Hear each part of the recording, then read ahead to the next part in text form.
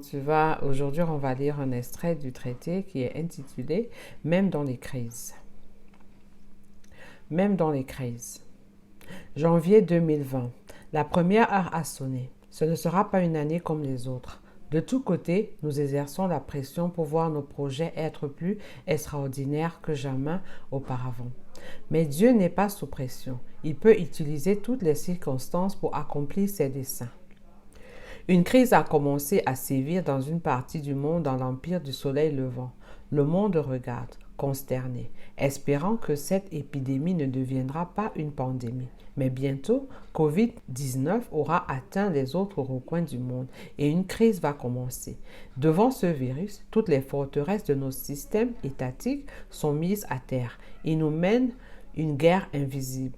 Mais plus dévastatrice qu'un outil de guerre, ce sont nos existences qu'il attaque, ce sont nos vies qu'il détruit. Ce n'est plus qu'une affaire de minutes et d'heures, derrière lesquelles le monde court, pensant gagner du temps. On espère et on hésite, craignant de perdre bientôt toute liberté. Mais alors que tu cours derrière chaque seconde et minute qui passe, ton Créateur veut que tu te focalises sur ce qui plonge dans la profondeur et qui va toucher à l'essence même de ton être.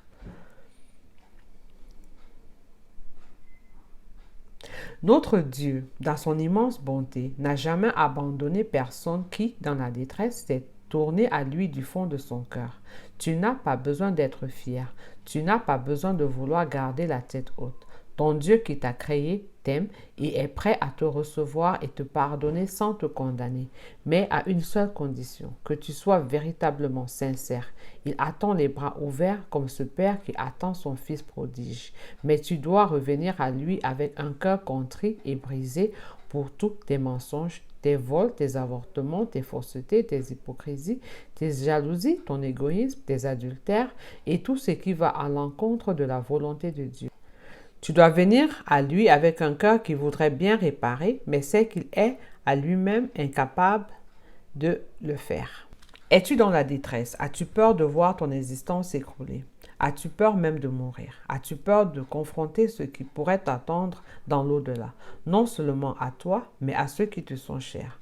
Commences-tu à voir combien il est vrai que tu n'as jamais donné d'importance à ton Créateur? Commences-tu à percevoir que rien de ce que tu auras accompli n'aura de valeur dans l'éternité? Commences-tu à regretter combien tu aurais voulu faire les choses autrement? Commences-tu à désirer avoir un cœur en paix et pouvoir enfin dormir les nuits depuis que cette crise a atteint ton environnement? Il y a 4 choses que tu dois considérer sérieusement et qui doivent déterminer tes actions si tu veux que Dieu te pardonne et te donne la vie éternelle. Admets. Admets que tu es un pécheur et que par nature et par habitude et que par ton effort personnel, tu n'as aucun espoir d'être sauvé. Dis à Dieu que tu as personnellement péché contre lui en pensée, en parole et en acte. Dans une prière sincère, confesse-lui tous tes péchés l'un après l'autre. N'omets aucun péché dont tu te souviens. Il serait utile que tu fasses une liste de tes péchés sur une feuille de papier que tu brûleras après avoir obtenu le pardon de Dieu. Crois. Crois que Jésus-Christ qui est le Fils de Dieu est l'unique chemin, l'unique vérité et l'unique vie. Jésus a dit, je suis le chemin, la vérité et la vie. Nul ne vient au Père que par moi. Jean chapitre 14, verset 6. Considère. Considère le prix à payer pour le suivre. Jésus a dit que tous ceux qui veulent le suivre doivent renoncer à eux-mêmes. Cette renonciation implique la renonciation aux intérêts égoïstes, qu'ils soient financiers, sociaux ou autres. Il veut aussi que ses disciples prennent leur croix et le suivent. Es-tu prêt à abandonner chaque jour tes intérêts personnels pour ceux de Christ? Es-tu prêt à te laisser conduire dans de nouvelles directions par lui? Es-tu disposé à souffrir et à mourir pour lui si c'est nécessaire? Invite Jésus à entrer dans ton cœur et dans ta vie. Il dit, voici, je me tiens à la porte et je frappe. Si quelqu'un entend ma voix et ouvre la porte de son cœur et de sa vie, j'entrerai chez lui, je souperai avec lui et lui avec moi.